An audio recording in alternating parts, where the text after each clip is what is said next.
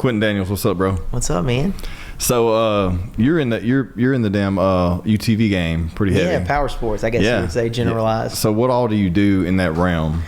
Man, the company's taken a bunch of different pivots on mainly based on stress.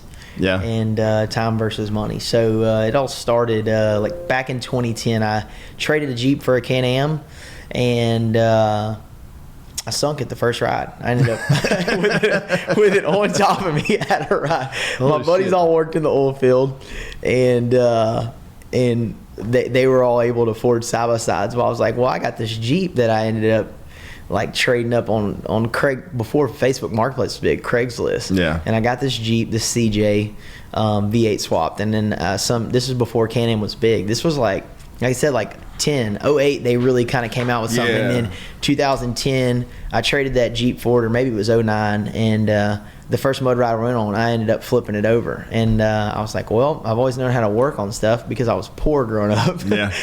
So I had no choice. And I bought a book and figured out that engine. And then, man, once me and a buddy and Cody and Chris, they were like real close friends of mine back in the day. And I was like, well, I got to fix this thing now. So we bought all the parts from this company and bought the OEM manual, built the motor, put it back together, and then like friends around us that were riding, the dealerships are 3 or 4 months behind, whatever, expensive. They're like, oh, y'all know how to work? And I'm like, yeah, we've always known how to work on stuff, and if I can take it apart, I can put it back together. So I built the motor on that bike, and then those same buddies that were in the oil field that had the more expensive side-by-sides, I used to go riding with them on. It's funny, Coach, shout out to Cody. He's like a real good buddy. Yeah. Like he would bring the girls. She's like, oh, because this is way back, like I said, when Mud Nationals used to pop off. Like, oh yeah, like Jacksonville. Yeah, Oh, I remember. Like get wild. Yeah. He would bring me, and I would ride passenger. He would have his girl sitting in the middle on the plastic, bro. And I'm like, oh, I got to get something to ride. So we did that, and then I got a job in the oil field with those guys. They got me on, and there's actually kind of a funny story about that. That's actually how I got the money to start Warrants Killer, was the oil field. I was working at first job was Outback Steakhouse, busboy, and my friends owned the one in Bossier, like the franchise of it. Did that for like 3 months, ended up quitting, and then taught swim and scuba and junior Olympic swim and adult swim and like special education swimming. And, so you're a swimmer? Nah, I mean, I've always been pretty good at it, but dude, no. After you get done with this, I got to tell you something about swimming, dude. So I worked at the swim school here and worked like crazy. They paid me good. Went to college for a year for criminal justice, believe it or not. And I was like, man, this ain't for me. This ain't gonna pay. I'm making more money than I am now doing swim, scuba, and all that stuff. They took care of me. And then had a falling out with them, left. Did the year of school, did good, and I was like, yeah, I'm done with this. I can't. It's actually kind of funny. That's how I can't really talk about that. That would incriminate me. But long story short, I actually paid my student loans off while I was in college, doing something that's a felony. Right. Okay. So that's about all I can say about that. So I left that after a year. I was like, I don't even want to be a cop, right? I want to go to school for criminal justice. I want to be kicking indoors. I wanted that adrenaline rush. And lo and behold, the whole time I'm paying back my student loans by doing a felony act. And I'll tell you that after off camera and how that rolls into it. But long story short, did that, got out, quit school, and I was like, man, I need to figure out something I'm going to do. Well, I started flipping motorcycles, buying and selling motorcycle street bikes. And I would buy during the winter, and I was good at negotiating, and then I would ride them and sell them and work on them out of my garage. And then got the Jeep, traded that for the Can-Am, hanging out with Cody, Chris, and a buddy of mine, Little Jared, and they got me in on the oil field, and they're like, I can get you on. I was like, well, I've never even seen a drilling rig. They're like, listen, we're going to set you up with an interview. We're going to lie to him, tell him you got experience. And this is before the dude. It gets what year is this? Like 08. Yeah, so that's like before like I guess after the 08 kind of crashed. Well, apparently there was like an 08. Yeah, but it still stayed up here because of the Haynesville. Right. Yeah, that's right when the Haynesville was kicking off, right in it. I got in it like hard and heavy in like 07, 08, yeah. Okay. And was in there for like 10 years. So that's when the getting was good, right? Yeah. So I'd always heard about it, and then I was like, I don't know anything about it. And then they were like, no, you got to come work for us, come work with us. We'll get you on. We'll get you an interview. And I'm like, all right, whatever. So they get me an interview at Neighbors Drilling, and I go to the interview, and they didn't tell me that at the interview you were going to have to do a test on questions on stuff in the oil field on the drilling rig. So I'm in this room with like 30 dudes trying to get a job, and we're filling out paperwork. And I texted him. I said, "Bro, y'all didn't tell me I was going to have to do a test. I don't know what slips are. I don't know. None of this stuff is right." So I'm Googling on my phone, filling this thing out. And from what I can remember, like it's terminal. It's not on Google. Yeah, it's all terminal. Yeah. It's not on Google. So there's no way I passed it. Wasn't back then. It is now. But now back then it's like when you say those terminologies, it wasn't on Google. It's not on Google. So I probably they didn't grade that test. There's no way. So anyways, I was like, yeah, I'm definitely not getting that job. Well, then they call me. I got the job. It's not about what you know. It's who you know. Yeah. So these are the dudes I mud rode with. I got this Can-Am, sunk it. Then they get me into the oil field, and by completely lying, we end up getting all working together, which I didn't realize how lucky we were at the time to all be working together. Me, little Jared, Cody, Chris, all on the same drilling rig. They sent us to Houston and Crosby, Texas, to the yard, and they were like, "Hey, you're going to the yard, the new M rigs, the new walk and electronic rigs, right?" Yeah. When they rolled out. Yeah, they rolled out one here, and it was like it drilled its first hole, and I did a job on that when I was at Weatherford, and I did I was there for 72 hours. But it was one of the first Haynesville wells, and it took them like 6 or 7 months. And then eventually the trajectory, shrinked and, basically got to where they were doing them in, 28 days, But yeah, that shit was crazy when they came out. I remember. So same rigs when that rolled out. I don't remember what year that was. What 20? It was an F rig and an M rig. Yeah. Yeah, exactly. Yeah. We were on an M rig. Yeah, the M was a smaller version. Okay. But it's still yeah. Same thing, right? Mm-hmm. So they had never seen them before, so we're going to Crosby Yard where they build them. And so we all get there. We're hanging out with everybody. I'm a people person. I can talk to anybody. Well, we get there. They all have experience. I have none. So we make friends with the driller and the tool pusher that I'm friends with to this day. And we all go drinking. We hang out. Well, they're like, all right, these are our right-hand dudes. These are the dudes we can give a to-do list and they can get stuff done. So Cody and Chris were like, you're on. It's perfect. We can show you the rig at this yard. You're not going to be on your own. No one's going to know that you lied to get the job. Yeah, you're not a worm. Yeah, right. So I'm full hand. Go to Crosby, and the tool pusher at the time that was going to be for our rig was like, all right, what we're going to do is there's like 5 rigs being built here. We're splitting up everybody, and there was a lot of people. It was me, Chris, Cody, Lil Jared, and I think that was it. And then a bunch of other random dudes. And then the tool pusher, he was like, and he's like, so Quinton, Lil Jared, and we had all like Lil Jared lied too. Chris and Cody were the only ones with experience on like a workover, right? Nothing like that. Right, yeah, it's different. Yeah. But they knew, so that they were like, Quinton, you're gonna get a walkie-talkie. You're gonna have this team. They split us all up with walkie-talkies across this yard, and I'm like, what? Well, there's a bunch of Mexicans working on the yard down there. They're welding and building the rigs, and they were like, you're gonna tell them per the blueprints where to put stuff, and if you want it moved based off of your job experience on like like Chris and Cody knew like, hey, we don't want that there. This would be So they got like me, retrofit it for you. They got me with a crew. I've never seen a drilling rig in my life with a walkie-talkie. So me and Chris and Cody, I told them, I was like, bro, they're gonna know now. I've got my own crew. They're gonna know I'm lying. These dudes that build drilling rigs for a living at this yard are gonna know I'm lying. He's like, here, we're gonna have this channel. You're going to call over the radio a keyword, and we're going to swap to the channel. Any questions you're going to ask us. Shit, dude, so we built these 5 rigs, and me and Lil Jared are swapping over their channel and just winging it. We get it done. And like I said, they pay good. And then they were like, man, yeah, we're done here. 2 months of work and not being home. We're going to pay y'all an extra month if you'll go to Pennsylvania and tell them where to set the rig. So that's how it all started. We got all in the oil field. We're all working together in Pennsylvania. And up around, was that Williamsport? I don't know. Tanaka. Yeah. And I remember we all called it Tunacock. I worked up that there too. Mansfield and Tanaka is what I remember. Yeah. So we were all working together. That was a good time. And then we all, on our 2 weeks home, we would go mud riding. And then, like I said, I had that bike, sunk it, built it. And then on our 2 weeks home, we started working on everybody's stuff, our stuff. and friends and everybody, you know, we were doing it. And then I was like, well, damn, I was like, man, this is what they're charging labor rates at the dealership and parts. Like, we might as well make some money. What are you working on? Are you working on like anything? Can-Am and Polaris, the expensive so you're not working on like 4Traxes and Rubicon. It was literally the dudes that were in the oil field with us that could afford to go ride it on their 2 weeks home, break it, and they were on the opposite hitch of us. And they were like, hey, I want it ready on your 2 weeks home, and I'll pick it up when I get on my 2 weeks and I'm headed back to work. So we were doing that, right?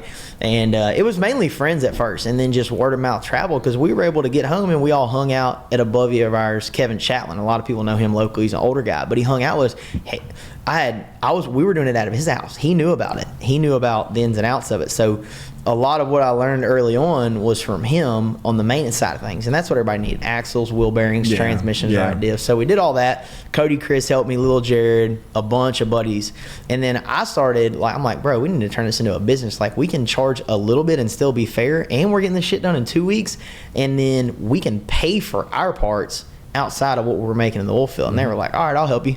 So I started doing that, and then the work stuff got weird between all the friends, and they fired Chris over a technicality. Well, when Chris was leaving Neighbors, this was after working for him for like 2 years, I was like, you know what, if they're going to do you like that, they'd do me like that. And so he packed up his stuff when they fired him. We're in Pennsylvania. I was like, you know what, they're not in a bind because only one person's leaving. So I'm packing my shit, and we're both going to the airport. So we packed our stuff, left for the airport. They called us like, hey, you ain't coming by? I was like, nah, man. What year was that? 2010. Gotcha. Okay. 11 maybe, something like that. I can't really remember. And we left, and I had like 15 grand. All my buddies, when they worked in the oil field, brand new houses, finance, everything, right? Because the bank said, I didn't do none of that. You didn't make mistakes that everyone else did. Yeah. I still had the same truck, everything. So I was like, well, we're making crazy money out of the house in 2 weeks doing this. I'm just gonna do this. So I worked very little, did that, and then I'm trying to remember why we decided to go to a shop. My buddy Zach Spinks came to work for me, and he was like the best and the longest employee I had. Man, I think Zach worked for me for like 5 or 6 years, maybe longer. And we got a little 2,000 square foot shop, or 1,000 square foot. And we were there like 8 months, and then we're like, all right, we need more room. And then 8 months later, we moved to like a 2,000 square foot shop. And then one of my best customers that ended up stealing like 250 grand from me without even knowing it. Holy shit, dude. Yeah, you're making too much money if you didn't look at it. You weren't missing 250. I wouldn't say we were killing it, but I didn't have to look at my bank accounts for the first time ever in my life. So we did that, and then this guy came to work for us, him and his wife, and they were I knew nothing. I knew how to work out of the house, and then he was one of my customers when I quit the oil field. Every 2 weeks he'd drop his machine off, get it done. He was a consultant in the oil field, and so he'd be like, yeah, I just want it fixed. So we would get it done. And then when the oil field tanked, and like right after me and Chris left, was it like 14? Yeah, there's been kind of it depends on what location, right? But yeah, like there was a dip there because I left in 16, but they started laying people off into 14, beginning of 15. Mm-hmm. So somewhere around then, we it had to have been 2014 because that's when we put the company on paper. Yeah, that's right. Warranty Killer went on paper in 2014, and so he reached out to me. He's like, hey man, the oil field, they laid me off. I was consulting. He was already in the Powersports industry. He bought shipping containers, and this was when Can-Am and Polaris, like when the motor was really like taking off. Yeah, he would buy complete bikes and then tear them down and sell the parts because you could make a fortune doing it. So he was just parting stuff out, right? Holy shit, yeah. He had like a house in Texas. I didn't even know there was a market. That makes sense though. It's crazy, bro. Like, because you can't. There's no aftermarket stuff like for those machines yet. They're new, and then also people are wanting like stock parts. So yeah, it makes sense. Yeah, it was just so expensive. Yeah. Like, if they've always said it's like 3 times as expensive. You were to buy every OEM part number separate from buying the bike whole. It's 3 times as much, right? Yeah. So people were breaking diffs and axles and all this stuff. So he figured out early on, I'm going to buy all these bikes people thinking can't afford to fix, and then I'm going to sell the axles and the ECU. Yeah. So he had like 4 shipping containers at his house. And on top of consulting a year, this dude was clearing 6 figures on his couple of days home, like maybe 6 days a month, clearing six figures selling used parts, buying these bikes for $1,000 and then parting them out and making it was crazy. So anyways, that was his hustle on top of the consulting, but he didn't have time to work on his stuff, and we did it for him. So he was like, hey man, I know you're doing this on the side, you and Zach are doing it. I love the Powersports. I don't care about the oil field no more. I like this. How about I come to work for you? I'm like, bro, we can't afford you. Like, you're a consultant. You're used to making $2,000 a day. Yeah. Like, we're just an ATV shop. Yeah. Me and Zach were doing good for no overhead. And so I told Zach, I was like, what do you think? And he was like, yeah. So I agreed to him and his wife coming to work, and they were making six figures a year. Me and Zach had only been working and doing this full time for 16 months. Yeah. And then we agreed. He's like, my wife knows QuickBooks. I'm like, I don't even know what the hell that is. So cool. All right. We'll pay her, and then we'll pay you, and we'll pay you on top of your salary a sales base. And this dude was, I'm telling you right now, to date, even though he was a thief, the best salesman we have ever had. He's making you money and making so much to stealing you couldn't even tell. It was insane, bro. He just knew how to talk to people, and he was willing to all the time have a personal connect. So they didn't message the business page. They messaged his personal page, right? So I was like, yeah, man, we'll salary you at this.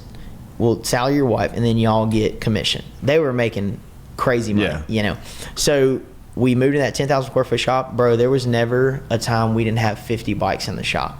And I'm talking about 50 bikes with like $7,000 and $8,000 tickets. Is this like, holy fucking shit? Is this like here in North Louisiana? In Bossier. Okay, in Bossier City. Okay. Yeah, we had no less than 10,000 square foot of shop. We had 2-acre lot, and it was slam full all the time, bro. And like, I knew how to estimate stuff quickly and make sure we overshot it and make sure. Yeah. And I knew how to, we had a system. Drop the bike off, and we had the customer base because the oil field and the money was like, hey, you're going to drop it off. We're already going to know based on me talking to you about what this is going to be, and that's how much money you're dropping off in full when you drop it off. So we're ordering parts the same day, and then we had a system, and I was good at looking at stuff and going, all right, we need a piece of paperwork for our tech for this. We got to order the parts immediately as soon as within 3 days we had all the parts on the way. The next 3 days they were there. Within the next 3 days it was done, and like I said, it was 50 something bikes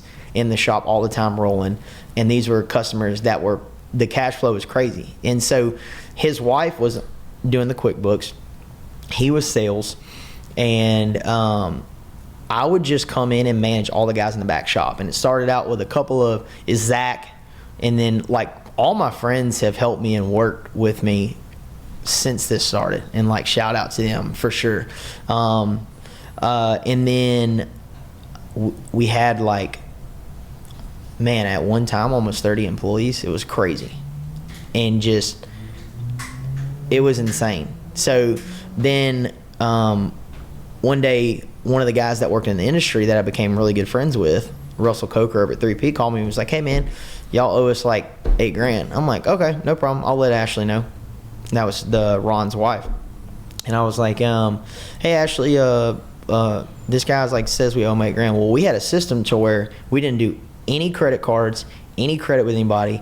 Payroll's cut every Thursday, every week, and all the bills are paid every Thursday. Yeah. They did that. I just spent whatever I wanted and did whatever with my buddies. I had no bills. I think I didn't buy a new truck until my first new truck ever, until I think they were gone. Yeah. Yeah. So 4 years into this, or something like, no. Yeah. Long time after, right? So, I never looked at the bank accounts. I just did whatever we wanted, and we rode. And so, anyways, he called me the first time. No big deal. Told Ashley, said, yep, I'll handle it. Work as usual. Month goes by. Hey, man, y'all owe us 16 or 20. And I'm like, yeah, man, sorry, Shit. And so I was like, whatever. So I tell Ashley again. She's like, yeah, no, I'll handle it. Never even never even crossed my mind to question them, right? And then it wasn't till we owed him $30,000. I was like, what is going on, And so I sit down, and we had QuickBooks, but we didn't know that QuickBooks could print checks, So you put in all your bills and all your expenses and your invoices and all that stuff, right? We had a big ass fold open checkbook that his wife wrote all the checks. Yeah. Well, come to find out, I sat down one night and I called my mom, my brother, and sister, and I was like, hey, like, something's going on. Like, I think Ashley and Ron are stealing from me, and I need y'all to come to the shop tonight.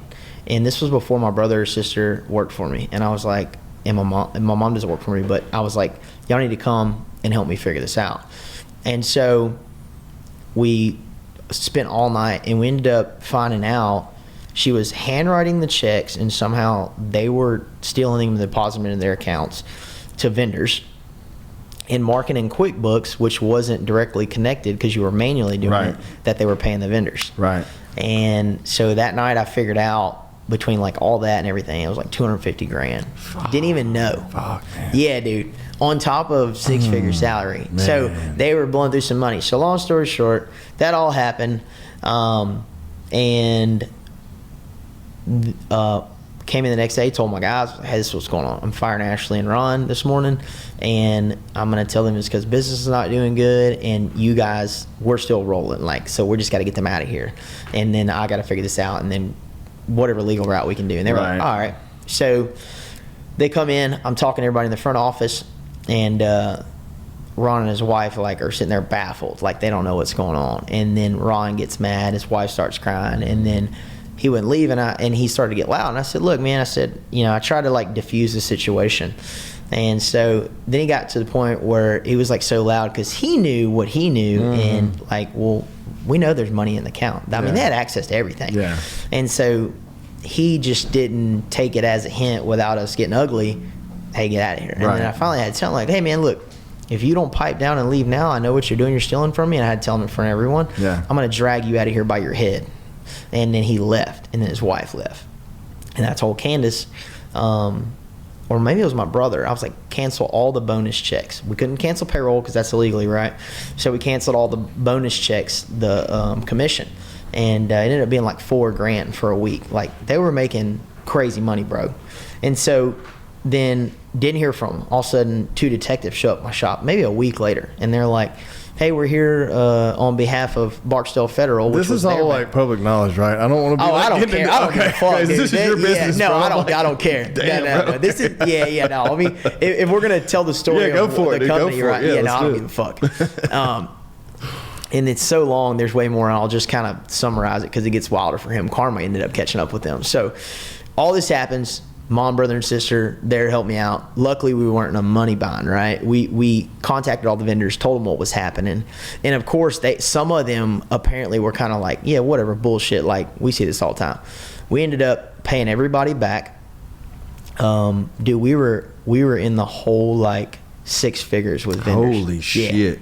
Yeah. So we paid all them back and got everything square. Some of them believed him, some didn't. But what I didn't know is, so Ron and them left, detectives show up, and they're like, hey, we're here on behalf of Barksdale Federal Credit. Well, I don't bank with them. Ron and his wife did. They moved from Texas. They moved their whole family here to work for me, and they had kids. And so they show up, and I'm working. I'm like, look, man, am I being arrested for something? They're like, no. And they're like, we don't know yet. And I was like, I tell you what. I said, I'm going to give you 30 minutes. After that, I'm contacting my lawyer. But what I'm going to do in 30 minutes, I'm going to give you my login to QuickBooks because I don't know shit about it still.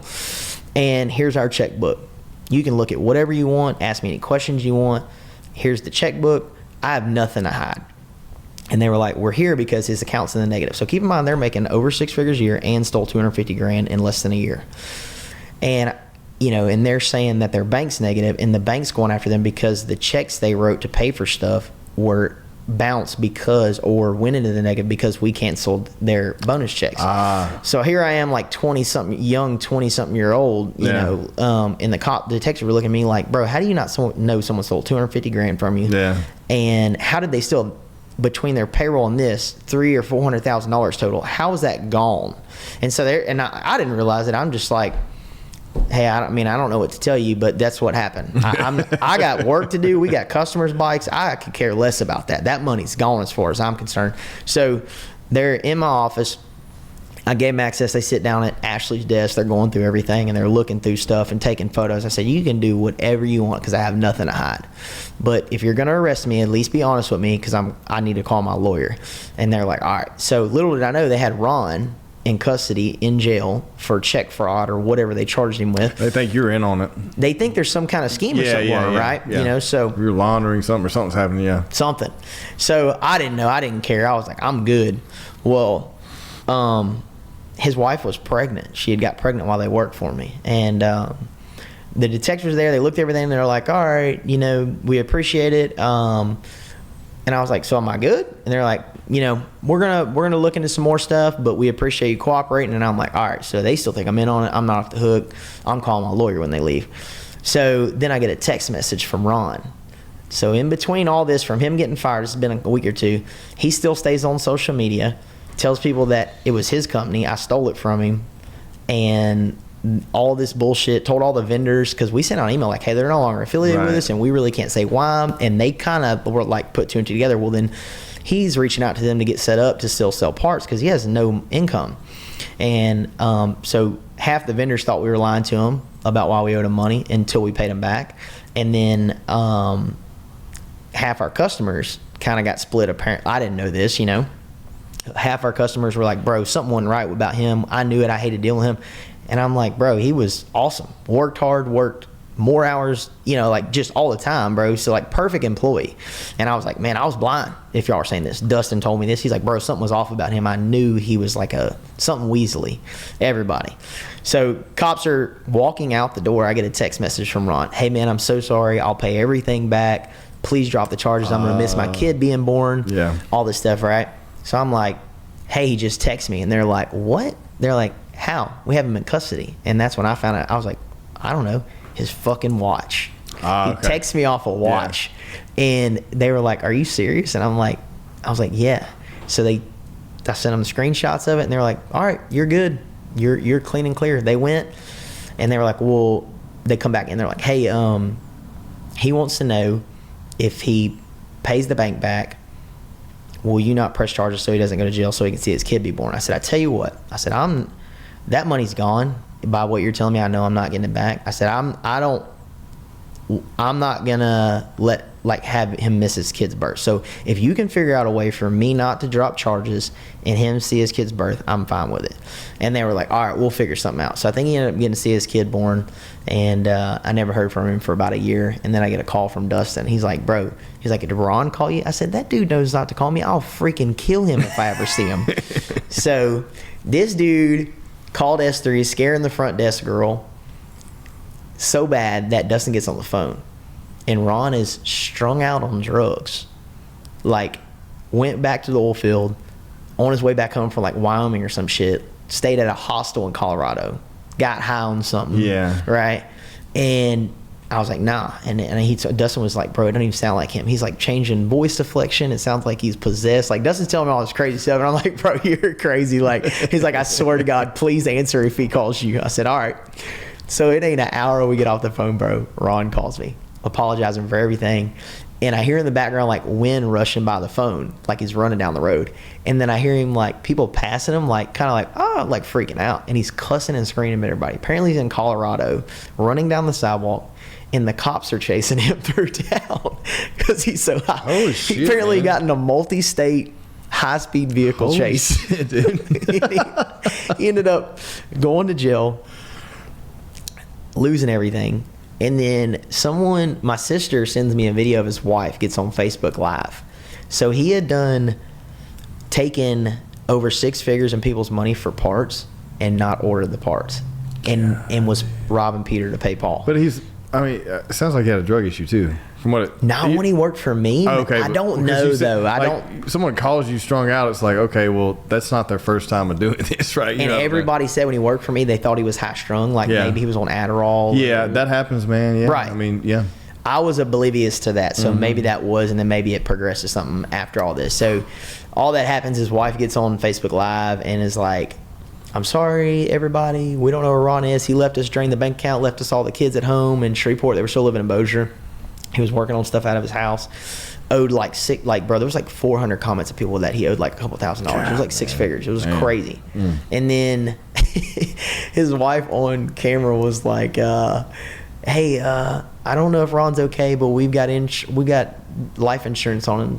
so we'll be okay. And then everybody's like, what? Like, did you kill your husband? Like, what? Dude, I don't know. It was like insane. So I call that like his karma that happened. And then, you know, his wife called me, and I ended up talking to her. I was like, look, I'm sorry. I don't know what to tell you. Like, you know. I feel like I'm like listening to an episode of Sons of Anarchy or something like crazy, dude. It was, I couldn't believe it. I was Except just it's like, four-wheelers, not motorcycles. yeah, it was wild. So that's the Mort's Killer. Yeah. And then now we've, thank God, transitioned. That's a beautiful origin story, it's man. Crazy, right? we've battled. We've won the battle of attrition on the company side, and then, like I said, man, now it's just. I try not to work on anything in the shop. We just sell intellectual property. We just do tuning. Okay, so that's where I was going with this, because I don't like digging in, doing a lot of homework. I like to get it organic. You know what I mean? And so I knew what you did, and you're paired up, and you're doing some. You and Dustin do stuff together too. Man, we don't. Each one of our companies don't spend a lot of money with each other. Honestly, Gotcha. like but y'all are in the same realm, yeah. same people. Yeah. They do suspension fabrication, race cars. Mm-hmm. A lot of like manual labeler employees for the cars. Dustin's really good at like they have a good infrastructure. He's really good at hiring. He's really good at people management and stuff like that. We haven't gotten to the point and found the type of employee to where I can have somebody in between me and them. Gotcha. And like, I'm hard to work for. I expect a lot out of people because I work hard and do a lot. My brother and sister, thank God, that's what I need. That's what I need replicas of, right? Everybody else has kind of come and gone, not their place, because we have very good policies that keep you busy from the time. But that's work. But we take care of everybody. We pay well. Yeah, that's important. That's what people always complain about. You can't find anyone to work. Well, if you have someone that knows what they're doing, and you're willing to pay them, and you make it hard for them to leave, they'll fucking work. You know what I mean? Like, but at the same time, I've had this conversation with me and people like have multiple businesses and stuff. But like, when they don't have stake in it, it makes it very hard for them to ever work as hard as you, because they just, you know what I mean? Yeah. For some reason. Me and Dustin have had a long conversation. I'm like, bro, this is what I did. Am I expecting you to ask too much? He's like, yeah. And I'm like, all right, cool. So now I know I have an unrealistic expectation sometimes. Well, but everyone does when they don't. Yeah, I mean, you just do, because no one's going to match your work ethic, and no one's ever going to be invested as much as you. No. And it's hard to fathom that, because you're like, you have to sit down and say, okay, they're never going to give a fuck. They're just here to make a paycheck. Yep. You know, like, and some of them maybe will give a fuck, but most of them don't care. They're just here to make money. I think that's where we kind of go wrong. And probably the last 5 or 6 employees, I stopped for about 3 days and I wrote an employee handbook for the first time ever, like 2 years ago, for the company, because I was like, all right, I'm treating them too much like family. Yeah. And there's nothing wrong with that. But the problem is I expect the same. Like, hey, we bring everybody in, and I call it nowadays, what happens is they want us to pay off their bills and not their skills. So that's always the problem. Everybody does a job interview. Makes sense, yeah. And they come to you, and I'm like, well, look, this is the way I like to hire. You like the job, you like the atmosphere, you're interested, you want to work here. I don't like turnover because I don't like training people. So I don't want you bringing your personal problems to work. The biggest thing is money, right? So what are your bills? So we're transparent, and I know we're not bringing you at a training pay where you're bringing stress to work, because that doesn't work. Yeah. And they're like this, and I'm like, oh, well, we can pay above that. So we always do. And normally when you're bringing people over, they're moving jobs, they want to pay more. So we're paying more than their last job. Yeah. So I'm like, all right, how long did you work there? All right, I know that atmosphere, what you told me about it, we're paying more. So I'm at least going to get that time out of you, and that kind of gives me a gauge. And so that's the way we've always hired. But what happens is I have friends come to work for me, or people, and they think because they see what I do on social media, me, Dustin, and all the Hollywood just side, hanging out. They think that's what it's going to be, and they don't realize, like, oh, this is a legit company that has to make money, and we run a tight ship. Well, then, you know, I just think, there's been multiple reasons, whether they felt overloaded or, you know, whatever. So several worked out. So then we pivoted. I was like, you know what? I don't want to manage a bunch of people that work in the back shop. That demographic of employee is tough, right? Yeah. Nobody chooses to be a mechanic by trade normally. It's because they grew up like me. You had no choice but to learn to work on your own stuff because you couldn't afford to do anything else. Yeah. And so we did away with that. And I was like, all right, we need to figure out something to where we're able to pay close to 6 figures a year for somebody with my skill set already and bring them in. So I was like, intellectual property tuning. So 2 years ago, I bought every book I could find, my buddy Corey Willis that tuned diesels down at PPI. I was like, tell me every book, everything I need to buy. I need to learn how to write hex, computer code, and how all the ECUs work, and I need to figure this out because this is what I want to do. This is what I'm interested in. So we took all the money, bought 4 in-house dynos, and all the best software and hardware you could buy to do tuning. And that's what I taught myself the last 2 years. And now we're at the company's revenue we were before. Without all the overhead. Yeah, without all right. Yeah. Now I have time versus money and freedom, and so now we're that's where we're at, and that's kind of the short story of that. So now we're just that's the entire back office logistics of your business. Hey, I appreciate so it. if anybody wants to, I've never had. Hey, if you want some business consulting, holler at this gentleman right here. Yeah. So that's kind of the backstory. Yeah. And then like you said, my brother, he's like taught himself how to build websites and taught me, and so now we're just gonna we're gonna build our dealer network of flashing dealers. We're gonna build their websites and cheap, and so that's our plan to extrapolate, and that brings Cowboy into the situation. I had the phone call with him today about a Powersports website, because something that makes money while you sleep and a website's efficient. Yeah. So what are you guys? Okay. So you say intellectual property. What are you actually selling at this point? So in your business? now that we have the dynos and we moved all of our money from payroll and everything we had saved and inventory because year makes and models, Powersports, there's like 9 million parts. Yeah. Microfiche, right? Yeah. Not including aftermarket. Yeah. So for us to load the website, keep up with each time they come out with a new model, each time the new year comes out, guess what? All those hundreds of models, you got to update all the parts you have with. It's crazy logistics. That's a nasty e-commerce thing that I never even want to look at. No.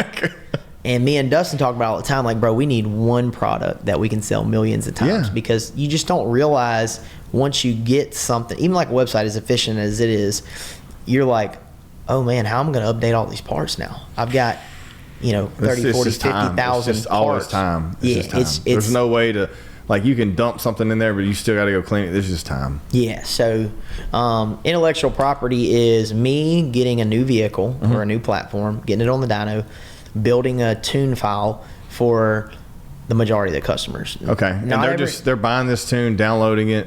Correct. And then how are they syncing it up to their that's bike? what's badass. How's that work? So it used to be, because this is crazy to me, bro. I'm from back in the day when you have a fucking what is it, super chip or like what's the things you used to put on the bikes? You got exhaust and you had the Power Commander. Commander exhaust. Right. So yeah. So that's actually less efficient than what we do now. But that's where it came from, right? Yeah.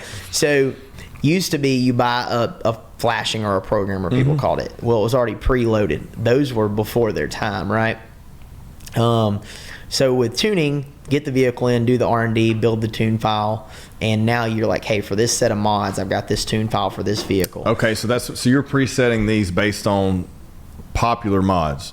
So because there's people that are gonna have unique situations, right? We don't do those because that's not resellable. That so file with a custom turbo and injectors is for what we can make time versus money for a file that takes me a couple of days or 2 weeks to build that I'm going to sell thousands of times. Then I can sell that thing for $200 versus where you see some people like, hey, it's $1,000 for a custom tune. No, they're not. So what's your tune? What's the layout here for like a bike? So if I'm buying how are you selling me your tune?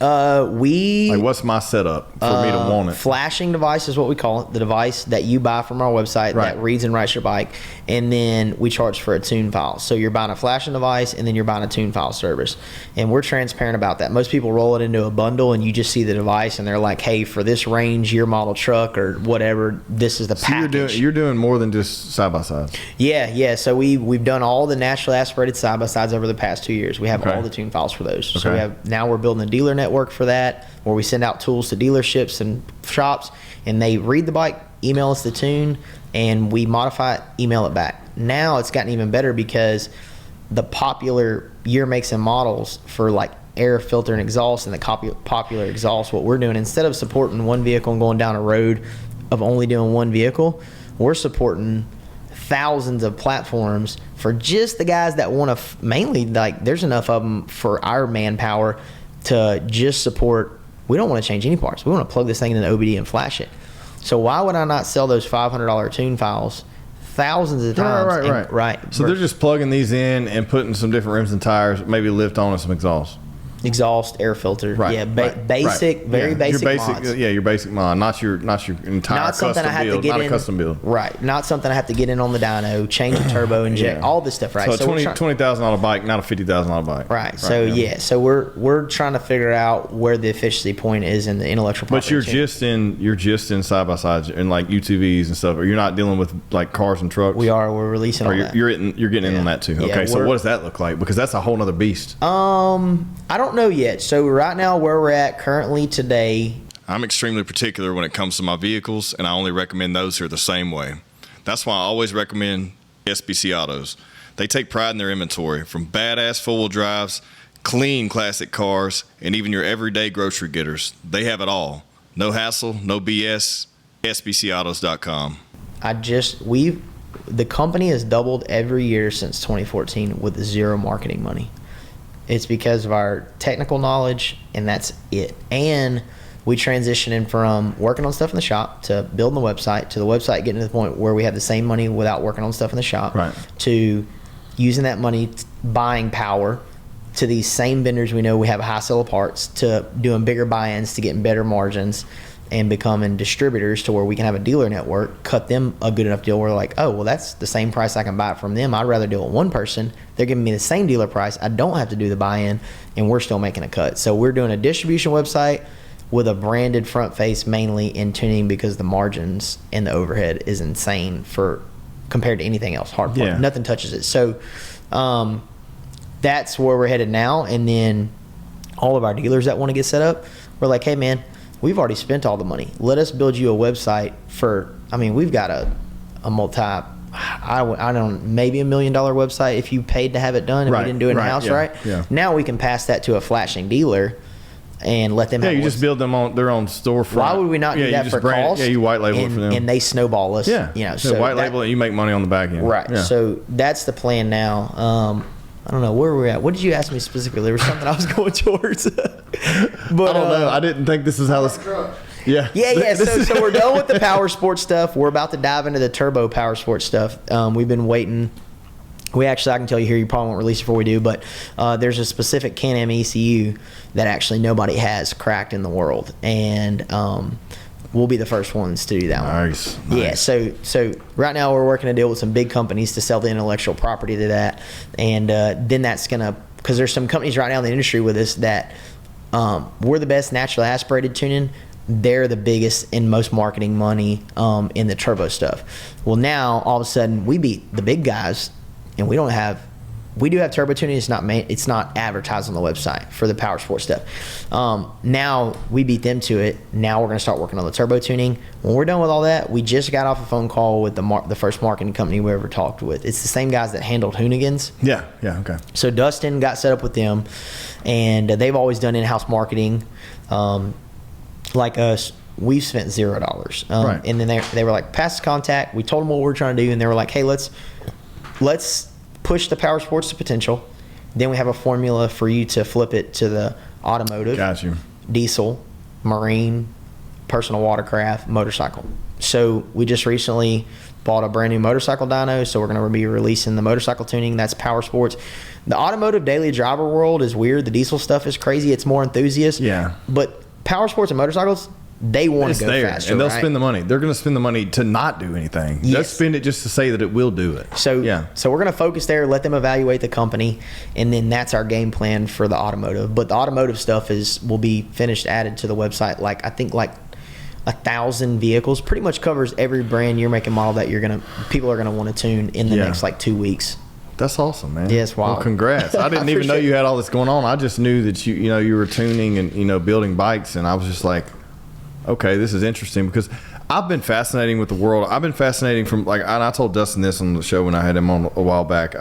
I'm fascinated at how it's transformed and being somewhat involved at its inception. I remember like I was fucking 12 years old going to like the first Mud Nationals, you know, and seeing that just it was like the biggest bike out there was a Honda Rincon, you know what I mean, when they came out, like if you had 29 5s, you were right, yeah, and the world has completely changed. Like when Mike D and them had all the team loaded and all that shit, and they had all they the was big bikes, gangster, and they like set the like damn floor for all this other shit to happen around here because they were spending all those money on those bikes, and we're still putting around on like Wolverines and shit, you know what I mean, like like and I don't know, it's just awesome to see the space change and evolve, but it's also cool to see that you started just swapping axles in a garage and now you're dyno tuning these vehicles on a national level or worldwide level, because these things are it's always interesting to me with the dealers, because it's like Hoonigan or Roush or you know who's the other one, who's the one that does like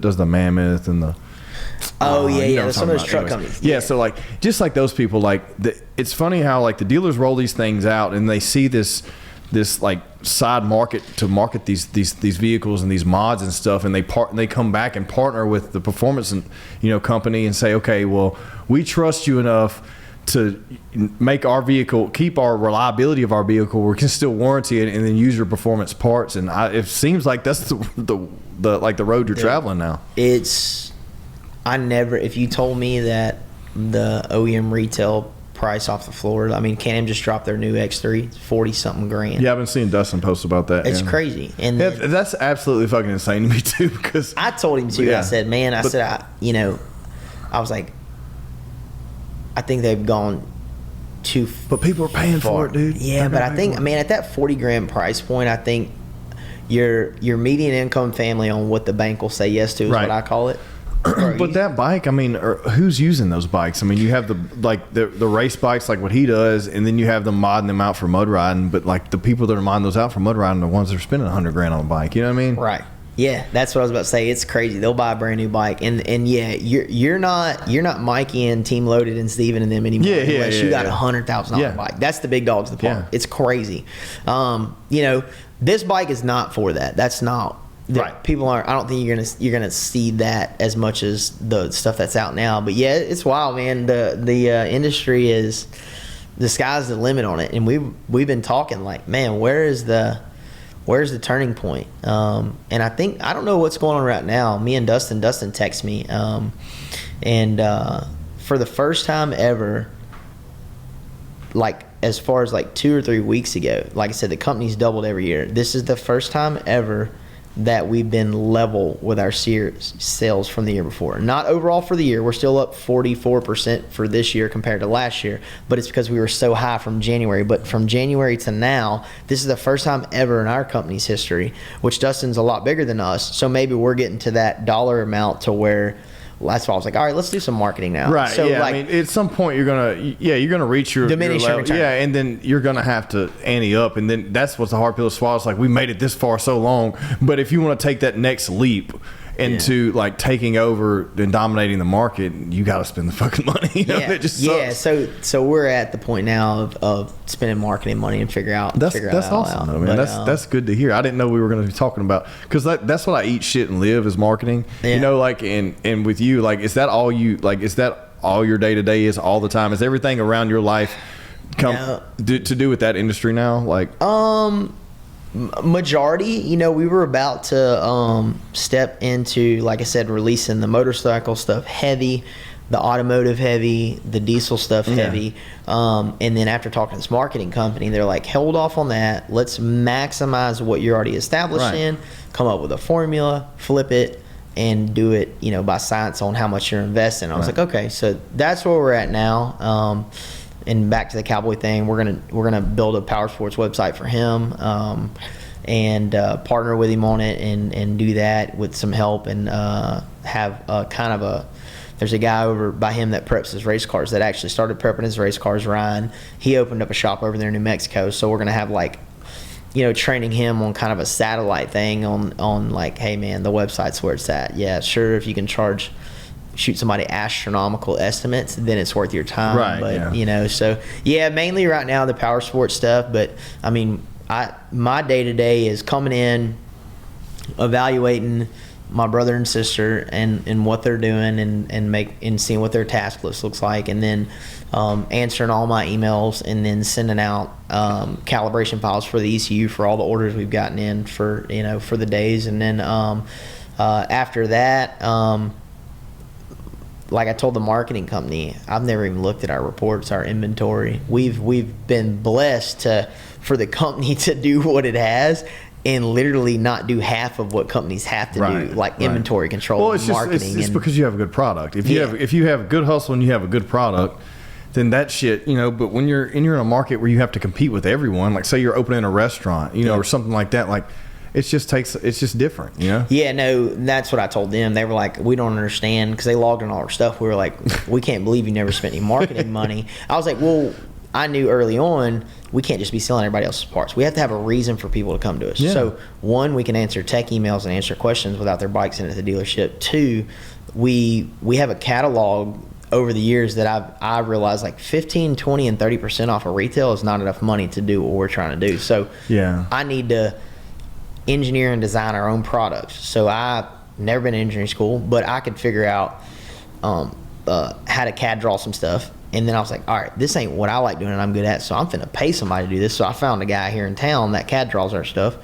I know how to take it from idea all the way through prototype, test fitment, to if you want to source it overseas and get it in the United States. I know how to do all that. Right. And so that's what putting our own WKP products out there on our website.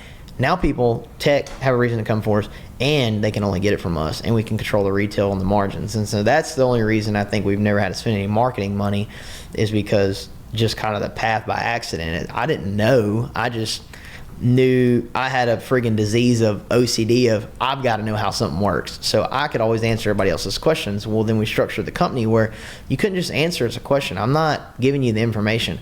You tell me your problem, and trust that the email card or the order I send you is what you need to order. And that's how we did it, and that's kind of how it went, And then people were like, well, if I'm going to spend my money, somebody's got to make $1. I might as well do it with them, because they told me exactly what my bike needed over an email, and it didn't have to sit at the dealership for 6 months or 3 months. It's like, here's the problem, here's the resolve. Yeah. Get this part. Boom. I worked on them, so I'm the one answering a lot of the tech emails and training our guys on.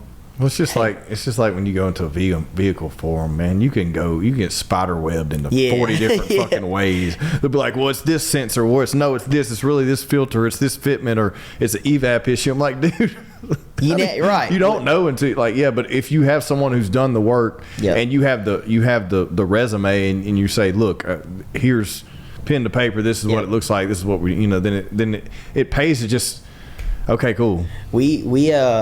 It's crazy. We restructured the website, so it's off there now. But we were getting. I was processing on top of. We would probably do. At any one time, we got about 60 or 70 pending orders a day, and I would process over 100 emails a day, of tech emails. And then I told my brother, I was like, this is out of control. I was like, but we came up with these tech forms because people send us emails, and like. It's astounding that, you can back up, and I'm not the smartest person in the world, but I know where I'm at today and why, because our time is the most expensive thing we have, right? It's the most valuable thing. So I was like, these people do not value their time. Why are they sending me this email or want to get on the phone with me? Why are they not sending me year, make, model, every detail possible? Because you're not giving them the tools to do so, yeah. Right, you have to dumb it down, man. It's so frustrating with any type of marketing. It's like, if you do not spell it out, it just creates more work on you. Yes. But so I understand, yeah. So we were actually, probably for a year or two, we were charging $67.50 an email, and for tech emails. Half an hour. Yeah. Yeah, exactly. I came up, I was like, all right, we need this. And because I was answering so many a day, and it didn't knock it down, and I was like, all right, we got to get rid of this. Is like, I thought this would knock it down enough where I have full time to pivot more towards the tuning. Well, yeah, when you build out custom forms, it makes your job a lot easier, because you're like, okay, is this a tire kicker, or is this someone that's having a problem with the ECM, or is this someone having a problem with suspension? I mean, so it makes sense. That's just efficiency, man. I mean, it seems like everything you've done that's and what all the bullshit you've been through is you become efficient as hell, and like you just streamline everything. that stuff is rare. You know, like you talk to someone or listen to someone like Elon Musk or something. That's all he thinks in is formulas and ways to, you know, capitalize on things and how to monetize this, but also be efficient here. Like those qualities are extremely rare. They really are, and especially in an industry like yours. I mean, an industry like yours is like it's ever evolving, but it's still not. It's young. It's young, and you still have people in the game that. You have the old guys that they're still trying to work on shit they shouldn't be anymore, you know, and then you have the new ones coming in that they're not respected by the old guy. You know how that shit is. Yeah, it's a really young industry. And, you know, like you said, I'm not the smartest person. I was just like, all right, time versus money is always the question for everything. So, you know, what's crazy is about you talking about it young and like, I didn't know anything about a website. Thank God my brother, like, I don't even honestly know where he pick this up or start it because Cody, my brother that works for me, is our webmaster. He went to school for criminal justice. Yeah. Well, I mean, tools like that, because we do it on a daily basis, they're all self-taught. Yeah. And it takes a lot of time. Yeah. Yeah. And so I'm rudimentary on it, but I know enough about it to be dangerous. And so I've just always told everybody that's when with us, like, evaluate everything time versus money. How do we eliminate this question? How do we eliminate how much time we spend on it? How do we cut it in half? Policies and procedures, and now I know why. When I worked for companies before, they had handbooks and all this bull crap. You're like, bro, what is all it's because it's a process is important. Well, so that's what I've been good at, of looking at something and going, what is the process where I don't have to tell somebody this again, and it can be repeated and trained and replicated in efficiency. And that's what I've been good at that. Not manage employees necessarily, and not the best personality to probably work for. You know what I'm saying? Like, I'm not an asshole, but that I've lost a lot of friends and been called that a lot. But but at the same time, I'm like, bro, I'm giving you an opportunity and paid you more, hired you on.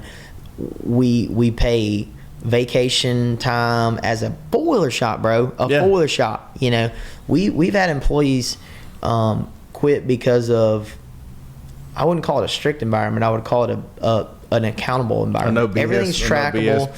60, 70, 80 grand a year, bro, for that knew nothing about power sports. Hired them on, paying them that kind of money, and I'm like, you have all holidays off paid before and after, you have vacation time, everything you can think of and want, and they leave because they can't keep up with the hustle. And I'm like, I'm not going to settle for less. My brother and sister can hack it, and we've had our ins and outs, but that's what I'm looking for. And if you're not that employee, then I love you. If you want to go work for yourself. You know, I've had employees and I tell them, and I'm like, look, man, just shoot me straight. I don't want you to be in here and happy, because I promise you I'm going to be the one to end up more pissed off throughout the day, and I don't want that stress in my life. So shoot me straight. If I'm too hard to work for, no problem.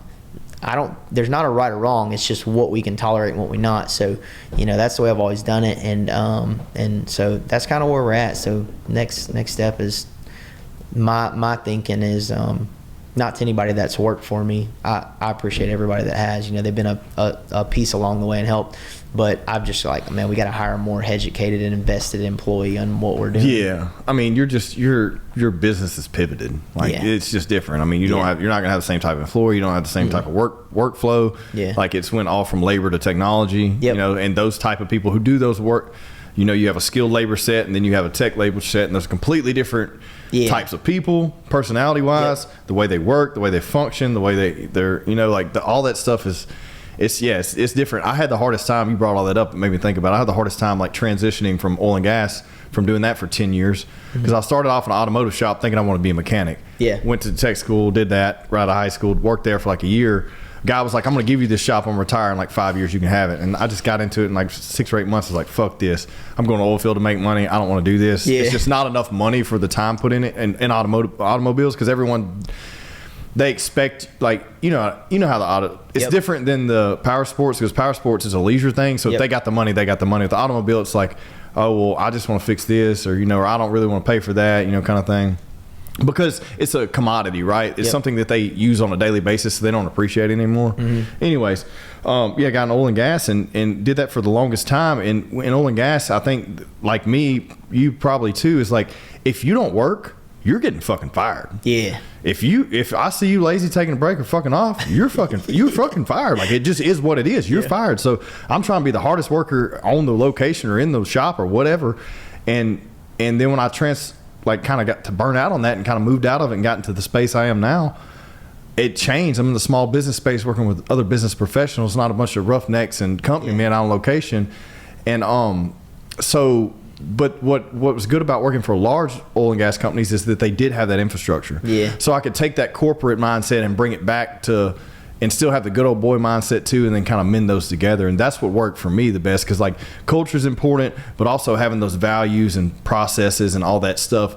And it's hard for a small business starting out to develop those, because everybody gets pissed off. That, and they don't have a blueprint. Yeah. You know, especially if they're a new type of business, like that, no one else has done this shit before. They don't have no one they can call. They don't know. They don't have a handbook. You know, like they're just like trial and error. And you spend, fuck, dude, I probably went through 6 to 8 employees, and I have nothing bad to say about any of them. But like, of time and money you spend on them trying to groom them, and it don't work out. And it's just like, yeah, man, it's I understand. I'm burnt on it, man. I told everybody I work around, Dustin and all my friends, dude. I was like, I'm over it. Yeah. I'm done hiring and firing and training and all that. You know, I'm like, look at my brother and sister. Candace was not an accountant. Brought her in. I wasn't an accountant, but I taught her everything I knew, and she handles all the accounting. Cody, self-taught web developer. I'm like, they're not that way because they're my family, because I had nothing to do with that. They just were like, yeah, this is where I want to work. This is what I want to do. I want this kind of free time. And we have no problems, and they don't get any special treatment. I'm harder on them than anybody, you know. But yeah, I'm over it. And that the tuning stuff couldn't have happened more perfect in the direction, not necessarily that I even choose to go in. Like some of the tuning stuff I picked up because we were having problems with people we bought tuning from. We were selling other companies tuning, and I knew nothing about it. And the only reason I learned it is because I started having to tech support it. And I was like, I'm not going to sell your stuff and do the work. And so that's where it kind of transitioned. But I'm burnt on that, man. Are you doing any projects, like, but you doing any builds or anything now? We got a couple of things. Is this all like just custom stuff? Man, dude, what happens is somebody will message us or email us and be like, hey man, please, begging me. And I'm like, man, I don't have the time, and I really don't want to shoot you the price that I want to even what I think this is going to be worth my time. And it never is. And they're like, I'm at my last resort, and you know, I cringe before I send the email. I'm like, oh my God, they're going to lose their mind like at this price and call me, fuck you, motherfucker. And they never do, do they? They never do. And they do, bro. They pay it. And I'm like, and then I'm like, all right, well, that was worth it. And then it comes time for me to spend some time on it. And I'm like, I don't care about the money. I don't. And I'm like, and that's the point I'm at. Thank God I can have that, you know. And I'm like, why did I do this? And that's made me, I've gotten better at saying no to stuff. So no, we've got like maybe, I just bought the bike, and I actually bought a bike from my customer because I didn't want to do the project that they paid us to do. Is that gonna be like a test bike or something? Yeah, I was just like, all right, man, I'll buy it from you. I don't want to do this. And then so we got like Steven Rigsby at Loaded Motorsports. Matter of fact, we're wrapping up a really big Defender build. That was cool. And actually, I was just talking to him. Me and him have been talking about it. I was on the phone with him before I got here. And I was like, man, I hope this customer wants to sell this one because this one's cool. And but that's the last project in the shop that we'll ever do. Really? Yeah. Well, congratulations. It'll be done tomorrow. Good riddance and congratulations. I guess both in the same sentence. But that's awesome, man. That's a good problem to have. You know what I mean? Yeah, it's been cool, man. And but it's just like I said, tuning and everything. It's easier to put out fires. It's less stress. I can work remotely, and I can give my brother and sister more freedom. And that's what I've always told them: we're not chasing the money. We're chasing. Can we stay at where we're at and grow a little bit every year and work less, take off more? Because like my brother and sister, like, you know, the goal has always been to have my family work for me and my mom retire early and whatever, and work 3 days a week, you know, or less or whatever. So that's always been the goal. And so we're headed there. But honestly, the more we get there too, I find myself like I have less friends. You know, I got Dustin, I got Cowboy. That's really about it. Yeah. And between as busy as they are, man, I'll be at the shop on the weekends just because I'm bored. I'm not sitting at the house. That's just my personality type. It's a disease, right? I gotta be doing something. I can't watch TV. I can watch TV if I'm going to sleep. Yeah. You know what I mean, that's it. Just to At 2 try or to 3 shut in the off. morning. Yeah, try to shut up. Yeah, I have to be doing something, man. But yeah, dude, that's a lot, man. That's a lot. Yeah. We unpacked a lot, dude. I didn't even know. Like that's good though, man, because like people need to know what people go through. You know what I mean? They need to know what people like. Yeah, it's cool to look at you. Like when I started doing the marketing thing, people look at me like, man, you're just fucking off and partying all the time. Yeah. Because they would see you out doing things during the day while they're stuck in a job they don't like. I'm like, dude, really? I'm out doing this for an hour or two, but it's not, I still do a lot behind the scenes I'm not showing you. You know what I mean? Yeah. This is just the one thing I get to say that I'm having fun doing today, you know, whatever. But like, people need to realize that all of what goes into something for someone to get to that successful point. And at the same time, like, you can do it in any industry anywhere. Like, and we have the tools now between, you know, marketing and, you know, internet and access and platforms. Like, you can monetize almost anything. You know, I do think that some people devalue, quote unquote, like influencers and like things you do things in product. Like, I think that that's saturated, and, you know, you're just at that point a slave to whatever company that is, you know. Yeah. But I do like that, you know, someone that like yourself who has a unique application that, you know, that you're a specialist in. You know what I mean? You're a specialist in this one thing, like, and you're just copy and pasting that. You're not trying to do 20 other things. You know what I mean?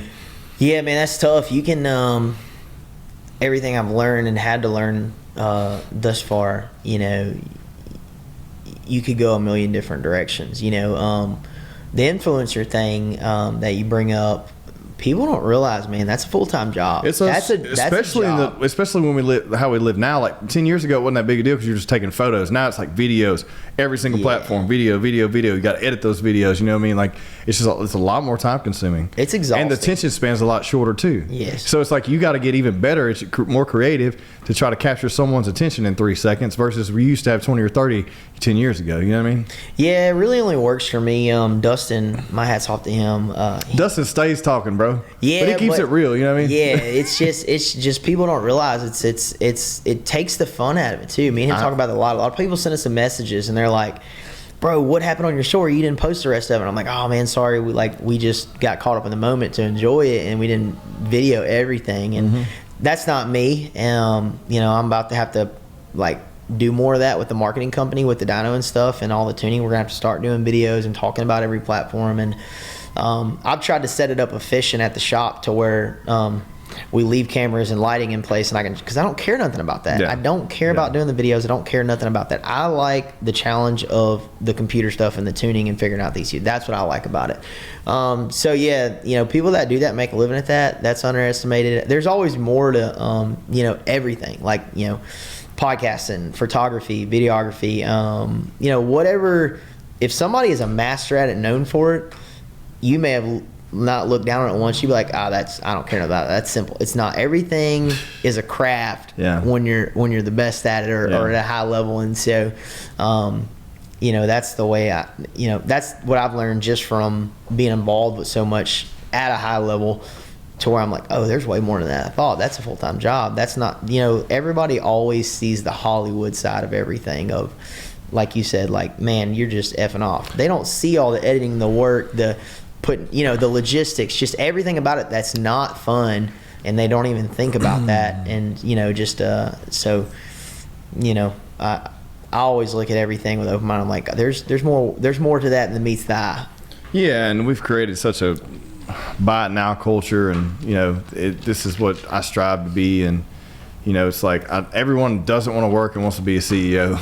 Yeah. Like, you know, but like no one wants to talk about how fucking like hard you have to, like, really have to grind to get to that point. And to that point, it's like you still have a lot of obligations, and you have responsibilities and people to pay and things to take care of. So there's never a burden lifted off of you. It's just a shift in attention, really. You know what I mean? Yeah, you know, I guess the common phrase a lot of people give a lot of shit about is must be nice. You know, I've heard that a lot. I'm like, yeah, it is. I'm like, but like, come walk a day in anybody's shoes that, like you said, that works for themselves. I was like, it's a whole different ball game. You know, touching back on being employed, my mindset was like, man, I'm not that great of an employee. Like in the oil field, I fucked off a lot, or I thought I did, right? And then I look back and realize, and nothing against anybody I've employed, right? They've all been good. I've really never honestly had anybody work for me that's fucked off. But I guess a good example is, let me think. When I was working, as good of an employee as I was, I didn't ask for enough raises. I honestly have never asked for a raise in my life, and me and Dustin talked about that. I never did either, and I didn't realize how much more people were making than me. Yeah. Well, just the audacity of people. I did not realize the value I had as a decent employee compared to now that I'm doing the employing. I'm hesitant to say I've overpaid people. I wish we could pay them more. We're not a greedy company, because I know how expensive things are. And like, I want everybody that works for me to be able to live the way I do. They're my friends. Like, I will not employ somebody, and you'll know if I don't want you employed or working for me. I like people my friends I would go to lunch with. Yeah, because your business is built on culture, and that's why it's been successful. Because when you build it on culture first and money second, you're not going to be unsuccessful, and it's going to be successful. It's just a matter of how time you want to ride it, and then how that compounds. You know what I mean? Yeah. So I've always tried to do that, and so, but I didn't realize, and like employees would be like, yeah, man, it's not you. This just ain't my thing. I can't keep up with it. I'm not happy, and I always tell everybody, like, and I think what a lot of times happens too with us is they see how I live in the freedom, and now I'm finally able to not set alarms. I don't set alarms anymore. I just go home after work. If I don't have nothing to do, I'm at the shop late. I'm talking to people on email. I'm sending out orders. I'm doing stuff. I'm working on personal stuff in the shop. You're not a slave to your own calendar anymore. Right. And then I go home, and whatever time I go to sleep, whatever time I wake up is when I come into work. My brother and sister, my sister has kids. She's the first one in and the last one to leave normally every day, unless I'm staying there late, which I'm there late a lot. But Cody, he works full-time as a police. I say full-time. He works for me full-time, and then he's a sheriff. And if he wants to leave work and go work a night shift as sheriff, I won't see that dude till 2 the next day. Yeah. He's not going to hear from me. I don't care, because they get done what they need to. And so I think people come to work and then they see that. And the reason we've had a tough time having employees too is not necessarily an unhealthy environment, because I still hold people accountable, and that's not always a good situation. Talks you got to have and policies and procedures put in place. But they're like, man, this is what I want. And I always tell them, I'm like, what is the problem? Because I want to know so I can fix it for the next guy. I don't want to keep doing this. And a lot of times I've had a lot of employees, the good ones, get and become, I wouldn't even say become a bad employee. Like, just start have habits and tendencies because of the way they see we live, and I'm like, look, man, it's not your place to worry about what Candace and Cody are doing. If that's what you want, you can have that. What do you like to do? Brandon Knighton is a guy that's here, lives in Bossier, and he's an example. He wasn't a bad employee, but he had a lot of personal stuff going on, and he had to miss a lot of work. And we started having some conversations like, hey man, we need to figure this out. Like, I want to keep you, but this can't work. It's not fair to the company and everybody else, and we got to figure it out. He ended up going to work for himself, and I told him, like, you need to go work for yourself. Good for you though. Yeah, good for you. Like, I always want to see everybody that works for me. I don't hire losers, we like to call it. He wasn't. He just didn't. He wasn't doing what he was meant to do. Right. So I'm like, bro, go. What are you doing working for me? I don't care how much I'm paying you. If you know how to remodel houses, time versus money, that and freedom. That time freedom is what I tell you. Write your own check. Then figure out what gives you time freedom, and that's what gives you happiness. I mean, obviously you need to make enough to make a living or whatever you're happy with doing, lifestyle, but once you get there, don't chase the money, chase the freedom. Yeah. I think it's important, man. I think what I've realized a lot too is like bringing people on in like a casual work environment is that a lot of people need structure. They do. And if you just because I'd bring people in and say, look, the more you work, the more you get paid. Yeah. I'll give you as much as you want. And dude, they can't. They got to have tasks and lists and set times to be here and set days. It blows my mind, but there's just different types of people, and like some people just can't handle the freedom. They need a structured environment, and they need task lists, and we're going to do this at this time, and I'm going home and I'm shutting it off, and they're not taking nothing, where me, it's just with me 24/7. Yeah. It's just like, when can I shut it off, but that's something that a lot of people don't, just people that are employees and that never been in the space of like being self-employed or working for someone or being a contractor, they don't seem to get it, and everything. The grass always looks greener, you know. But you pick and choose your battles, because there's good things about being an employee, no responsibility, good health care, 401k plan, all that shit. And there's also great things about being self-employed. It's you take off whenever the hell you want. You just got to be able to manage your money and time. Yeah, you know, those are trade-offs. Yeah, you know, yeah, that's the thing. If you know, I talk about it with a lot of people that own businesses, because like I said, man, I'm always evaluating what I'm doing, because that's the only way to get better at it. I'm not like ever like, this is perfect. Now I do know like this is the way I want it done when I have to step in, and I let you do it your way and it doesn't work.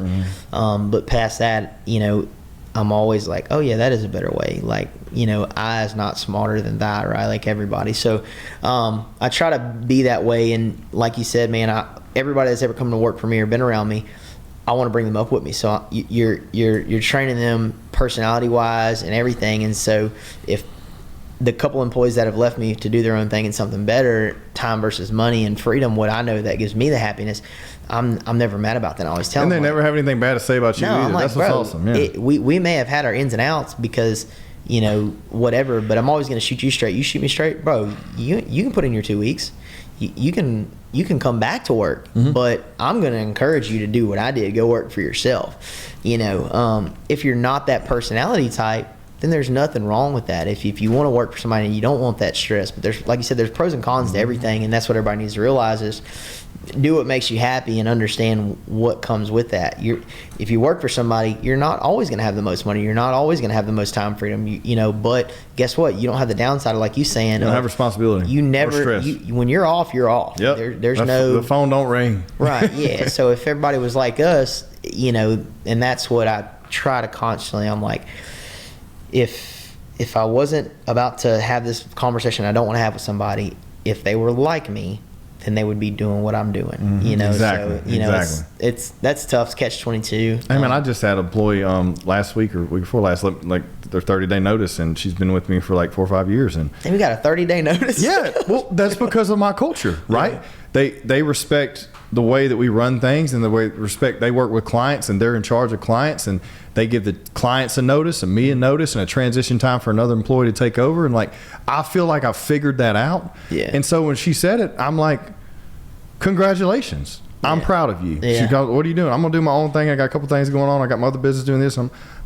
I'm happy for you. I'm glad. I was like, just, you know, leave me a good review when you leave. You know what I mean? I appreciate it if you would, you know, and I'll leave you a good review on your new endeavors. Yeah. Because I appreciate you. But dude, nobody does that. Most people are like, I can't believe you do this, blah, blah, blah, you know, and just run people out the door. I'm like, dude, like the audacity to think that you are someone that can hold someone down just because you have, you know, responsibilities and you know, you're tied to something, and you think that they need to be strapped to you and that they can't go on their own merit, man. No. Yeah, I never. Employees that leave, as long as they leave on, you know, just on the front side, like, let me know what's going on. And you can't. They can't always give a month, but no, of course not. But that was just a scenario that she's been afforded that luxury, and so we, and you know, like, and. Good thing, you know. I'm no bad things to say, and like I don't think I've ever had when anyone's left and to go chase another thing, and it's just because, you know, they wanted to and they grew out of this. Dude, great, I love it. You know, they left and they weren't doing what they needed to do. Here's what it is, man. Yeah, go find something else, and still no hard feelings, just a different scenario. Yeah. You know, to touch on that, people don't realize until they've owned a company.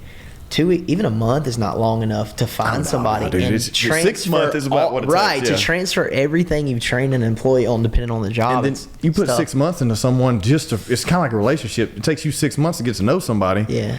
And then it's like, well, I got to make the decision if I'm going to keep going or I got to cut this off. You know, it's not going to work. But it takes that long for people can't bullshit you that long. Eventually, you start seeing cracks in the, you know, foundation. You're like, okay, well, this, you know. Yeah. And I've noticed that too. So that's a lot of time. You give up a lot of time taking a gamble, hoping somebody will work out.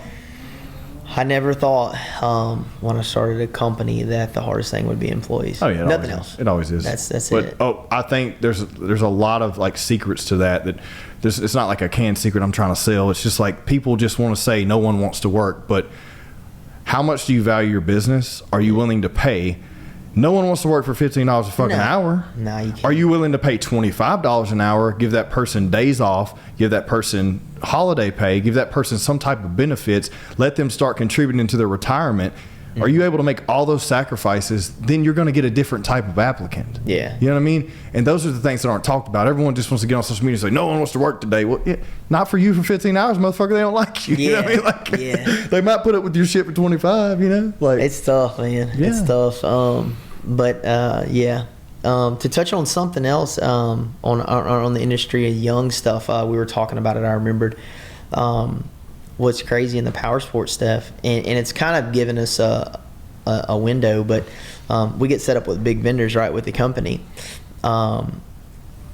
multi-million-dollar a year, big companies, right, $30-40 million a year companies, Powersports distribution companies. These dudes still don't have Excel and CSV and spreadsheets for websites for import. I said, how do you expect us to spend $100,000 a year with you minimum to keep our distribution rights as one vendor, and you've got 20,000 products you want me to add to my site. You have no spreadsheets for me to import and export.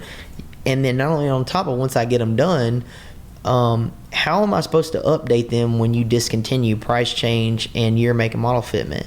And so, yeah, the industry is young, man. It's crazy, but it's gotten to a door, and we've actually gotten vendors to pay us to format their products to be able to import. And I tell them, like, listen, we're giving you a key to being able to hand to our competitors and them import it, and we've done all the work, and we're just, so that's something to touch on that. It's pretty wild. But that is something you're willing to do that to take the stress off of you, but also to give them something, which keeps that relationship strong. Yeah. Like it's kind of like just you're kind of sacrificing a little bit, right out here just to see, okay, hey, you're going to stay and hang out, we continue to work together. But I think it's important, man. And yes, I see every single day how archaic all these industries are. Like, people want to say, like, well, you live here, they're behind the times. Dude, everyone's behind the times. Yeah. But there's always one industry leader and everything that's they're having record-breaking technology and all that, but really they're just using the same systems other people are. But, like, big tech sees it first, and so all the huge multi-billion-dollar companies use those,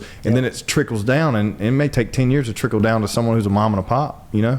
And then if they're not willing to even go look for any other way to do things, on the back end, of their housekeeping, then they may always do it the slow way. You know what I mean? Yeah, we've always looked at. I've told Cody and my sister and employees, I'm like, when we have a problem or something we need to knock out, we need to look at the biggest companies in the world and figure out how our problem relates to something they've done. Like, for instance, the website's done well because I just so happened to watch like some videos way back in the day for marketing, and I never realized like how much colors and structure and all that's important. like everything that navigation, how you build your menus, how everything navigates, how quick can they get to something. Is it attractive? Is it don't matter what you like, it's what the customer likes. All those things are important, man. And most people can't get out of their own way. I try not to stay attached to anything personally. That's the biggest problem that I've noticed in my industry with web designers and marketing people. Marketing people are good at doing things, but they're not good at working with web designers. Web designers are good at building stuff, but they don't know how to market your business. When you can cohesively mend those together and you have a team that can do both, you're gold, because they are two different types of people. And it's just that their thing is, how does it format it, how does it structured, how does it operate? That's the website. Marketing is like, how do I bring people to it and convert? You know what I mean? And then when you can bend those together, it's important. That's what I was telling the marketing call I had the other day. Even though these dudes are like did the Hoonigans, right? Which in our industry, like, they're the pinnacle, and if whoever this marketing company is, but they're only as good as the information you feed them. And so, like, I told them, I was like, hey man, like, I'm going to be intrusive. I need to know how all of this works top to bottom, because then that lets me know how to best inform you on what you need from me to do your job good, because you don't know nothing about the technical side, what sells this stuff. And they shouldn't. That's not their job. Their job is just to put it in front of the people and make make that connection seamless. But yeah, dude, I didn't know we were going to touch on all this business stuff today. I'm excited about it though, man. I've talked about it with friends, and I'm like, man, I was like, I don't know if I you're always like, all right, is warrant to killer at its efficiency? Do I do something else? Touching on something else, we're doing the thing with Cowboy. Patrick's Gun Shop here is a buddy of mine, and I met him when I was in college, and he wasn't in college. He's older than me, but we're going to be building a gun website, a distribution site for the gun site. Man. And I don't know why we went there. You said something, and I pivoted off. Just but didn't know we were going to get in all this business with oh, us, man. yeah. I mean, I don't do it a lot because I'm never planning to do it, but it's cool when I do. You know, I enjoy it. You know. Yeah, man. That's I'm passionate about that stuff, and that's what it was. I've talked to people, and they're like, "Man, why don't you do videos and all this stuff and consulting?" I was like, "Man, I don't know." I was like, do people want to know this? Do they care? Do they? It's important. It's important because you have a different demographic, and so it's funny how like the way I talk to people, like some type of people will listen to me, and then there's other people that the way I look and the way I present myself, they're just not even going to take me seriously. Yeah. Well, in your market, they're going to take you seriously because you know your shit. You know, so it is important, man. I think there's always room for that, but you know, it's like you said, you can only do so much. You only have so much time, and what you're doing right now is you're doubling down on everything you're great at, and it's working. So you know why change the formula?